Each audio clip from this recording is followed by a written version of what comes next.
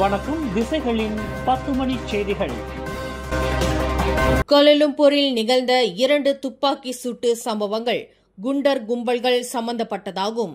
கோலாலம்பூரில் கடந்த வாரம் வெள்ளிக்கிழமை பிரிக்ஃபீல்ட்ஸிலும் திங்கட்கிழமை சிராஸிலும் நிகழ்ந்த 2 வெவ்வேறு துப்பாக்கி சூட்டு சம்பவங்கள் குண்டர் கும்பல்கள் சம்பந்தப்பட்டதாகும் என்று பூர்வாங்க விசாரணையில் தெரிய வந்துள்ளது என்று போலீசார் தெரிவித்துள்ளனர். எனினும் இந்த 2 துப்பாக்கி சூட்டு சம்பவங்களில் சம்பந்தப்பட்டுள்ள சந்தேக பேர்வழிகள் கூலிக்கு அமர்த்தப்பட்ட கொலையாளிகளா இல்லையா என்பது குறித்து இன்னும் உறுதி செய்யப்படவில்லை என்று கோலாலம்பூர் போலீஸ் துணைத் தலைவர் டாக்டர் முகமது யூசுப் ஜான் முகமது தெரிவித்தார். இவ்விரு துப்பாக்கி சூட்டு சம்பவங்கள் குறித்து போலீசார் தீவிர புலன் விசாரணை செய்து வரும் வேளையில் சந்தேக பேர்வழிகளுக்கு எதிராக தேடுதல் வேட்டை முழுவீச்சில் முடுக்கிவிடப்பட்டுள்ளதாக அவர் குறிப்பிட்டார். பிரிக்ஃபீல்ட்ஸில் உள்ள முன்னணி உணவகத்தில் நடந்த துப்பாக்கி சூட்டு சம்பவத்தில் ஒருவர் கொல்லப்பட்டார்.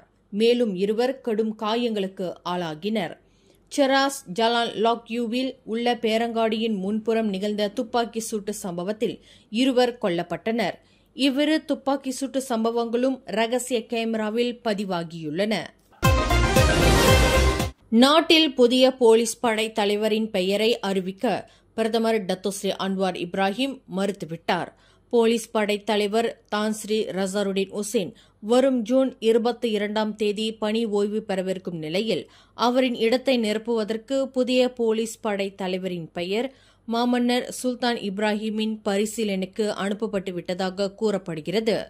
ஐஜிபி பதவிக்கு சில வேட்பாளர்களின் பெயர்கள் அனுப்பப்பட்டுவிட்டது.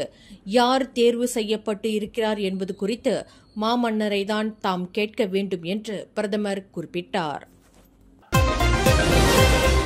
மலேசியா 2025ஆம் ஆண்டின் முதலாவது கோவிட்-19 மரண சம்பவத்தை பதிவு செய்துள்ளதாக சுகாதார அமைச்சு அறிவித்துள்ளது. கடந்த ஜூன் 8ஆம் தேதிக்கும் 15ஆம் தேதிக்கும் இடைப்பட்ட காலகட்டத்தில் இந்த மரணம் நிகழ்ந்துள்ளதாக அது குறிப்பிட்டுள்ளது. கோவிட்-19இல் இறந்த நபர் இருதய நோய் மற்றும் நீரிழிவு போன்ற கடும் நோய்களுக்கு ஆளாகியுள்ளார். அதேவேளையில் இறந்த நபர் கோவிட்-19 தொடர்பில் 2வது தடுப்பூசியை செலுத்திக் கொள்ளவில்லை என்பது தெரிய வந்துள்ளது என்று சுகாதார அமைச்சு விளக்கமளித்துள்ளது. தற்போது இஸ்ரேலுக்கும் ஈரானுக்கும் இடையில் மோதல்கள் உச்சக்கட்டத்தை அடைந்துள்ள நிலையில் இந்த நெருக்கடி காரணமாக மலேசியாவில் பெட்ரோல் RON 95 விலை உயர்த்தப்படாது என்று பிரதமர் டத்தோஸ்ரீ அன்வார் இப்ராஹிம் உறுதியளித்துள்ளார். இரு நாடுகளுக்கு இடையில் ஏற்பட்ட மோதல் காரணமாக கச்சா எண்ணெய் விலை உயர்த்தப்படக்கூடும். இருப்பினும் மலேசியாவில் RON 95 விலை உயர்த்தப்படாது என்று பிரதமர் உத்தரவாதம் அளித்தார். விலை உயர்வானது தேசிய பெட்ரோலிய நிறுவனத்திற்கு பலன் அளிக்கும் என்றாலும் அதிக எரிபொருள் செலவுகளால் அதன் சுமை மக்கள் மீது திணிக்கக்கூடாது என்பதில் அரசாங்கம் உறுதியாக இருப்பதாக பிரதமர் விளக்கினார்.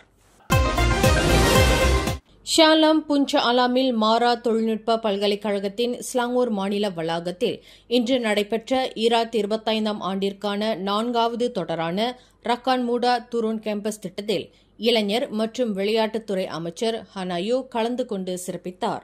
ரக்கான் மூடா துரோன் கேம்பஸ் திட்டம் என்பது உயர்கல்வி கூடங்களில் பயிலும் மாணவர்கள் நாட்டில் இளைஞர்கள் மற்றும் விளையாட்டுத்துறை மேம்பாடு குறித்த தங்கள் விருப்பங்கள் மற்றும் கருத்துக்களை இளைஞர் மற்றும் விளையாட்டுத்துறை அமைச்சின் உயர் தலைமைத்துவத்திற்கு நேரடியாக தெரிவிக்க உதவும் ஒரு சிறப்பு திட்டமாகும். இளையோர்களின் கருத்துக்களை கேட்பது, அவர்களின் அபிலாஷைகளை பூர்த்தி செய்வது மற்றும் தேசிய வளர்ச்சிக்கு நேரடியாக பங்களிக்க அவர்களுக்கு இடம் வழங்குவது முதலியவற்றை இத்திட்டம் வலியுறுத்துகிறது. உயர்கல்விக் கூடங்களைச் சேர்ந்த சுமார் 5000 மாணவர்களை ஈர்க்கும் வகையில் மொத்தம் 10 ரக்கான் மூடா துரோன் கேம்பஸ் திட்டங்கள் இந்த ஆண்டு செயல்படுத்த இளைஞர் மற்றும் விளையாட்டுத்துறை அமைச்சு நோக்கம் கொண்டுள்ளதாக அமைச்சர் ஹனாயோ இந்நிகழ்வில் விளக்கினார். இந்நிகழ்வின் போது UTM பல்கலைக்கழக மாணவர்கள் எழுப்பிய கேள்விகளுக்கும் அமைச்சர் ஹனாயோ பதிலளித்தார். இந்தோனேசியா பாலி தீவுக்கு விமான சேவைகள் வழக்க நிலைக்கு திரும்பியுள்ளன. பாலி விமான நிலையமும் மீண்டும் திறக்கப்பட்டுள்ளது. இந்தோனேசியாவின் பிரதான தீவு சுற்றுலா தலமான பாலியில் வீற்றிருக்கும் 1703 மீட்டர் உயரமுள்ள லெவோதோபி லக்கி எரிமலை நேற்று குமுறத் தொடங்கியது. இதனால் வான் போக்குவரத்து பாதையில் புகையும் சாம்பலும் சூழ்ந்த நிலையில் விமானங்கள் பறக்க முடியாத நிலை ஏற்பட்டுள்ளதாக அறிவிக்கப்பட்டிருந்தது. எனினும் இன்று வானம் தெளிவடைந்ததைத் தொடர்ந்து அந்த தீவுக்கு விமானங்கள் பறப்பதற்கு அனுமதி அளிக்கப்பட்டதாக பாலி அனைத்துலக விமான நிலையத்தின் தொடர்புத்துறை தலைவர் கேடே ஏகா சாண்டி அஸ்மாடி தெரிவித்தார்.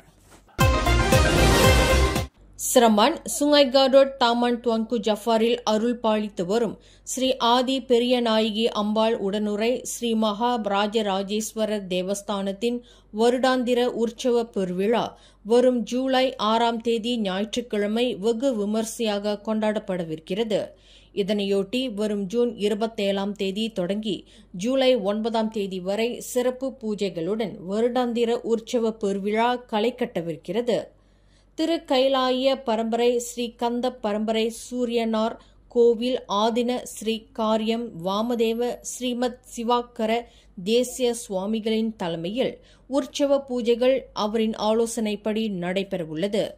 வரும் ஜூன் 26ஆம் தேதி வியாழக்கிழமை முகூர்த்த கால் கணபதி ஹோமம், ஜூன் 27ஆம் தேதி வெள்ளிக்கிழமை கொடியேற்றம், ஜூலை 6ஆம் தேதி ஞாயிற்றுக்கிழமை ரத ஊர்வலம் மற்றும் ஜூலை 8ஆம் தேதி செவ்வாய்க்கிழமை கொடியிறக்கம் என வருடாந்திர உற்சவம் 4 சிறப்பு அம்சங்களாக வகைப்படுத்தப்பட்டுள்ளதாக தேவஸ்தானம் அறிவித்துள்ளது.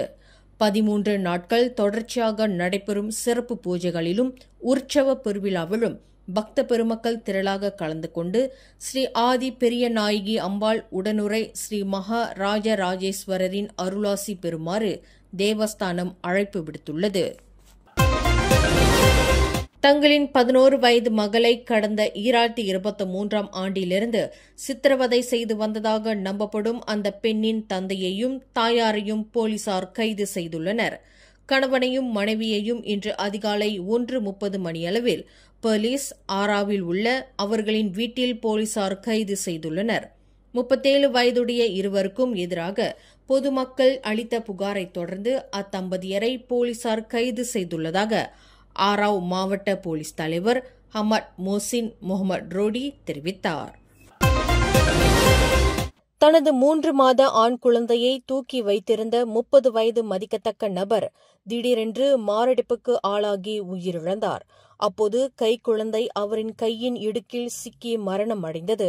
இந்த சோக சம்பவம் இன்று காலையில் மலாக்கா கம்போங் பெருகி ஹங்துவாவில் உள்ள அந்த நபரின் வீட்டில் நிகழ்ந்தது. அப்போதுதான் வீட்டிற்கு திரும்பிய அந்த நபரின் மனைவி வீட்டில் தனது கணவர் சுய நினைவு இழந்த நிலையில் கீழே கிடப்பதை கண்டுள்ளார். குழந்தையை தேடிய போது குழந்தை தனது கணவரின் கைக்கு இடையில் சிக்கி மூச்சடைத்து கிடப்பதைக் கண்டு அதிர்ச்சிக்குள்ளாகினார். இந்த சம்பவத்தில் அந்த மாதுவின் கணவரும் குழந்தையும் இறந்துவிட்டது மருத்துவ குழுவினரால் உறுதி செய்யப்பட்டுள்ளது. இறப்பிற்கான காரணத்தை கண்டறிய சவ பரிசோதனை அறிக்கைக்காக காத்திருக்கின்றனர். மலேசிய கல்வி முறையை சீர்திருத்துவதற்கான 3 அவசர முன்னுரிமைகளை முன்மொழிந்துள்ள ஒரு கல்விமானாகிய டாக்டர் ஆர் சிவபிரகாஷ் கடந்த 2 தினங்களாக 2 பரிந்துரைகளை முன்மொழிந்த வேளையில் இன்று இறுதி பாகமாக 3வது முன்னுரிமையை பரிந்துரைத்துள்ளார். கல்வி தலைமைத்துவத்தில் நிர்வாக ஆளுமை மற்றும் நம்பகத்தன்மையை மீட்டெடுத்தலை தனது 3வது முன்னுரிமையாக டாக்டர் சிவபிரகாஷ் முன்மொழிந்துள்ளார். இதில் நடப்பு பிரச்சினை என்ன என்பதையும் அவர் விவரித்தார். போலி பட்டப்படிப்பு சம்பவங்கள், அரசியல் ரீதியிலான நியமனங்கள் மற்றும் பொறுப்புக்கூறல் செயல்முறையில் உள்ள பலவீனங்கள் ஆகியவை கல்விக் கழகங்கள் மீதான பொதுமக்களின் நம்பிக்கையை அரித்துவிட்டன என்று டாக்டர் சிவபிரகாஷ் சுட்டிக்காட்டினார். அவற்றுக்கான சான்றுகள் யாவை? கடந்த 2003ஆம் ஆண்டு முதல் 2025ஆம் ஆண்டு வரை போலி கல்வி தகுதிகளை கொண்டிருக்கின்ற கல்வி தலைவர்கள் சம்பந்தப்பட்ட சில விவகாரங்கள் வெட்ட வெளிச்சத்திற்கு கொண்டு வரப்பட்டு அம்பலப்படுத்தப்பட்டுள்ளன. 2023ஆம் ஆண்டில் டிரான்ஸ்பரன்சி இன்டர்நேஷனல் மலேசியா எனும் மலேசியாவின் அனைத்துலக வெளிப்படைத்தன்மையில் கல்வித்துறை நிர்வகிப்பின் குறியீடு இறங்கும் முகமாகியுள்ளது என்பதையும் டாக்டர் சிவபிரகாஷ் தெளிவுபடுத்தினார். இவற்றை நிவர்த்தி செய்ய முன்வைக்கப்படும் கொள்கை ரீதியிலான பரிந்துரைகள் யாவை? ஒரு சுயேட்சை கல்வி நிர்வாக ஆணையம் தோற்றுவிக்கப்பட வேண்டும். தலைமை பதவிகளுக்கான தகுதிகளை சரிபார்த்து உறுதி செய்வதற்கு அதன் பரிசோதனை முறை கடுமையாக்கப்பட வேண்டும். அமைச்சு மற்றும் தலைமைத்துவ தணிக்கை செயல்திறன் குறித்து பொது அறிக்கையை வெளியிடும் முறை அமல்படுத்தப்பட வேண்டும். இதனால் எதிர்பார்க்கப்படும் தாக்கம் யாவை? மலேசிய கல்வி அமைச்சு மற்றும் பள்ளிகள் மீதான பொதுமக்களின் நம்பிக்கையை மீட்டெடுக்க முடியும். பள்ளிகள் மற்றும் பல்கலைக்கழகங்களின் தலைமைத்துவத்தில் தொழில்முறை நிபுணத்துவத்தை வளப்படுத்த முடியும். தவிர கல்வி கொள்கைகளின் வெளிப்படைத்தன்மை மற்றும் அதன் நீட்சியை மேம்படுத்த முடியும் என்கிறார் டாக்டர் சிவபிரகாஷ். முடிவுரைதான் என்ன? இந்த 3 முன்னுரிமைகளும் தனித்தனியாக பிரிக்கப்பட்ட தன்மையை கொண்டது அல்ல. ஆனால் நீடித்து தாங்கவல்ல ஒரு கல்வி முறையை உருவாக்குவதில் இவை ஒன்று மற்றொன்றுடன் தொடர்புடைய முதன்மையான தூண்களாகும். எனவே இப்பிரச்சினை தொடர்பில் உடனடியாக நடவடிக்கை எடுப்பது மூலம் 2035ஆம் ஆண்டு கல்வி மேம்பாட்டு திட்டத்தின் இலக்குகளை அடைவதற்கான வேகத்தை மலேசியா திரும்ப பெற முடியும். அத்துடன் நாட்டின் முன்னேற்றத்திற்கு அடித்தளமாக விளங்கக்கூடிய மனித மூலதன மேம்பாட்டை வலுப்படுத்துவதற்கு உதவ முடியும் என்று டாக்டர் சிவபிரகாஷ் கூறுகிறார். மேலும் செய்திகளை தெரிந்து கொள்ள கீழே இருக்கும் பெல் பட்டனை அழுத்துங்கள். உங்கள் மகிழ்ச்சியை வெளிப்படுத்த லைக் மற்றும் ஷேர் செய்யுங்கள். தொடர்ந்து திசைகளோடு இணைந்திருக்க சப்ஸ்கிரைப் செய்யுங்கள்.